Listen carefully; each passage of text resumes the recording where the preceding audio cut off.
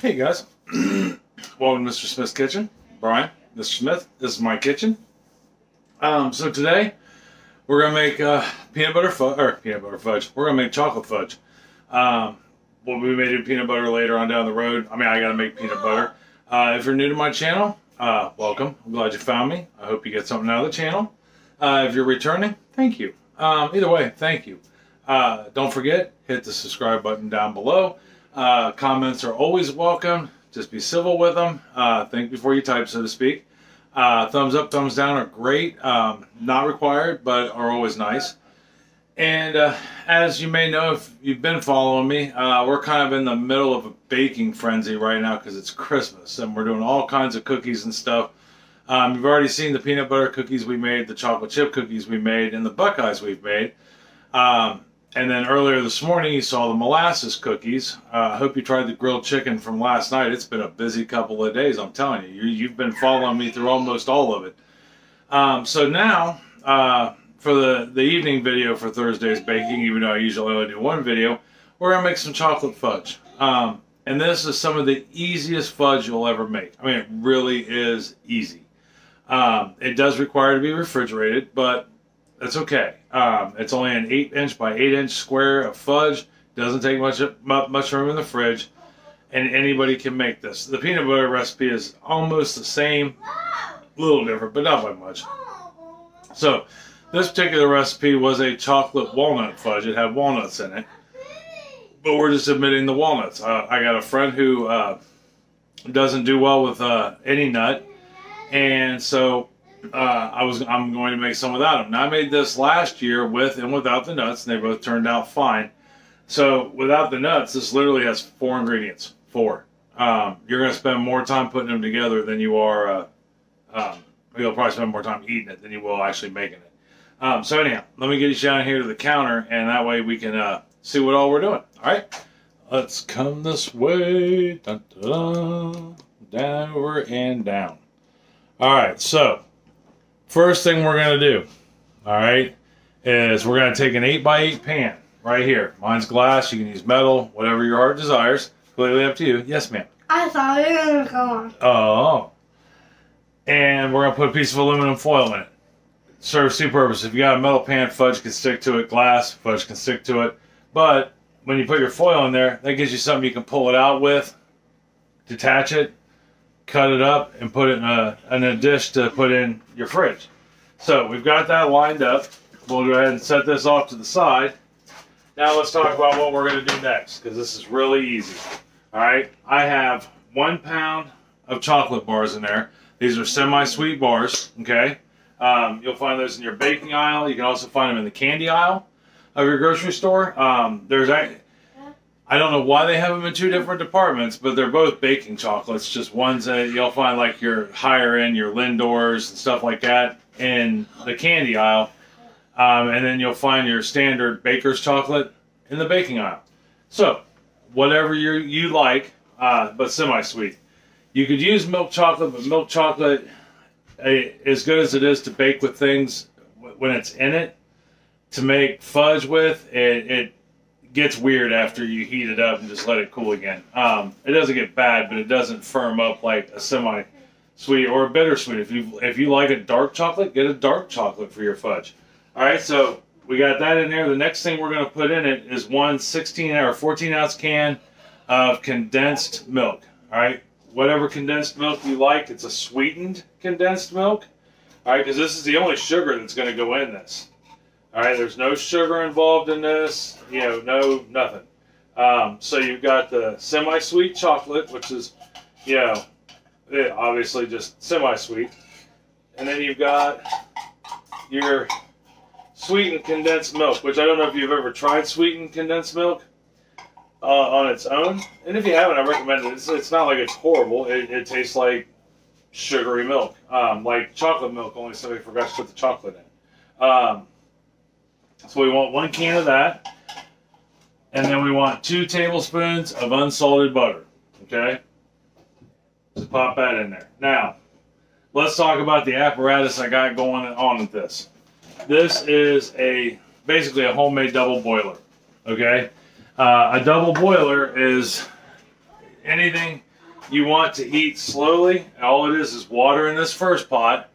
Fill it up to a point where there's enough water in here that it can boil normally. Like if you're going to do broccoli or something like that, and you just want to kind of heat it up, or vegetables, or even rice. You fill it up high enough that it's not touching this container here. All right, now, if you make one of these, I recommend that at least your top container be metal or glass, preferably metal, but glass works also. That way you don't have to worry about it breaking. Not that I've ever had one break, but there's always that possibility. So what we're going to do is we're just going to turn this on, all right? And we don't, with chocolate, especially chocolate, we don't want this to boil. We just want it to get warm enough that it starts steaming. You know, it's almost on the verge of simmering, and it starts to melt the chocolate. If that starts to boil or that water gets too hot, you run the risk of burning your chocolate. So I'm going to go ahead and once it starts to melt, you want to continually stir. Spatula. Double boiler, spatula. All right, those are what we need to make this. And an 8x8 and some foil. All right, so I'm going to get this melted down, and then when I come back, we will move on to the next step. So, we got all our chocolates melted. So the next thing we're going to do is just shut our boiler off. And then we're going to add 1 teaspoon of vanilla. Okay, that's 4 grams of vanilla. So literally, we have got chocolate in here. 1 pound of chocolate, 2 tablespoons of butter, 1 14-ounce can of condensed milk, and 4 grams, 1 teaspoon of vanilla. And that's all there is to this chocolate fudge. So the next thing we have to do is grab our pan, our 8x8 pan that we lined. We're going to put, see how that's steaming, but it's not boiling on that pot? That's what you're looking for. It's about medium high on your knob, if at least if you're using an electric stove. I've never done this on a gas, so I'm assuming it would be the same, but I could be completely wrong. So we're going to pour our hot chocolate that will be fudge as soon as we get it in here and do the last step. I'm telling you, this is the easiest stuff ever, and it tastes fantastic. Mostly everything we're making this year for Christmas, with the exception of the, I can't think of the name of the cookie. Hey Chris, what's the name of that cookie again? Yeah, the Spritz cookies that you need a cookie press for, which we're both learning how to use a cookie press. Neither of us have used one before. We've all made in the past. These cookies for Christmas are usually traditional cookies that your family has made forever. And this is all stuff, with the exception of a couple things, one of them being this fudge, that our families have made forever. You know, chocolate chip cookies, snickerdoodles, you know, just all kinds of good stuff. We still got to make those. Tomorrow we'll do snickerdoodles, candy wreaths, and probably thumbprint cookies, which I don't know if I'm going to film all of that. That's a lot of cookies to edit and put into a video. Okay, so that's essentially it. That's our fudge. Now, of course, you can't eat it yet because it's not hard, but all we have left to do now is not put the camera on the floor. Once again, you're sitting in a chair because I would never have you stand through one of my videos. But we're just going to put this in the fridge and we're going to let it cool completely down. That way it gets firm and we can essentially eat it. So when I come back, we will take this out of the pan, get it out of the foil, and try a piece.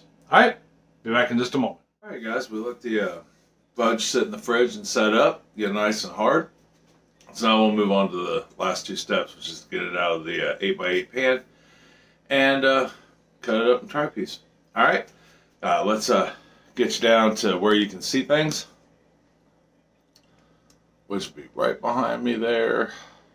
Alright, so to get it out of the pan, it's really easy. Let me move my eggs. Getting ready to make some snickerdoodles. and some press cookies. They have an actual name, but I can't remember what it's called. Alright, so to take it out of the pan, literally, all you gotta do is just lift it up. See how easy that is? Much easier than trying to... This just makes it easier to cut. Yeah, when you use the foil like this. So we'll take the foil down off to the sides. Carefully.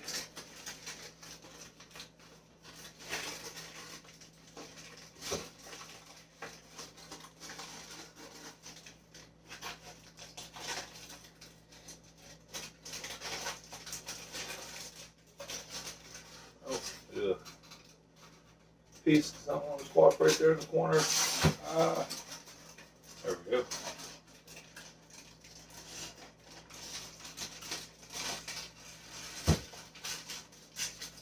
All right. All right. But there is our fudge, at any rate, in all its fame and glory.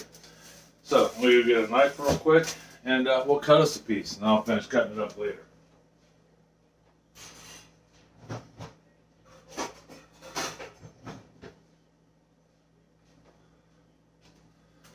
Alright, see? Didn't take no time at all.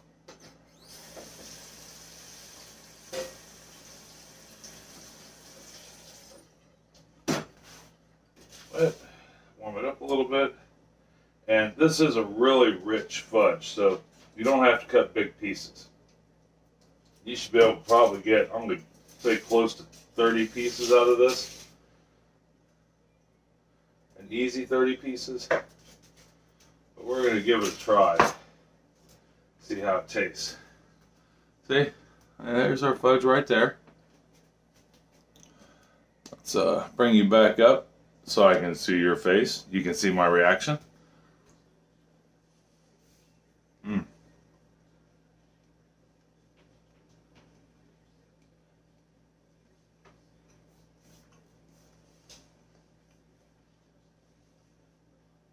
That is some good fudge.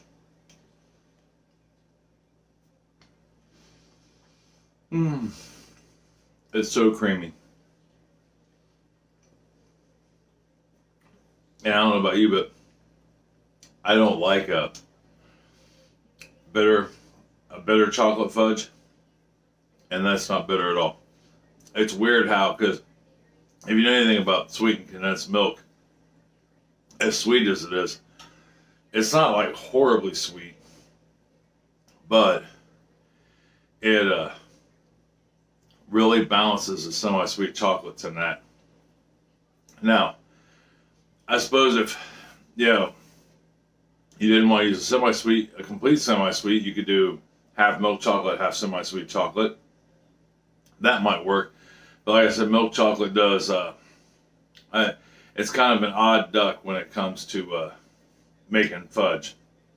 I mean, I suppose it could be done, but I just think it turns out weird, in my opinion. But that being said, try this, because it's a really good fudge recipe, and it's super simple to make. That's 4 ingredients. That's all it is. 5 if you add the walnuts to it. If you do put the walnuts in it, it's a half a cup of walnuts. And you may want to make sure you toast them first in the oven at 350 degrees.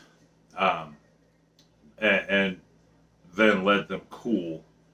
You know, I suppose you could put them in your fudge hot, but I just always toast them at 350 degrees and then let them cool. So you can handle them, and then incorporate them in the fudge at the same time you do the vanilla. You would put the vanilla and the nuts in there at that time. And then I think that's it.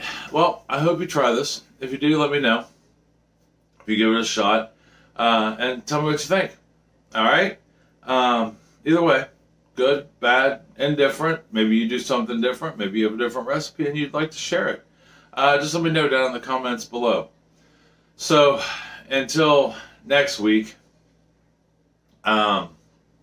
which I'm not sure what we're doing next week, but I mean, we will do something. We'll obviously do a Wednesday dinner, and a Thursday we'll bake something.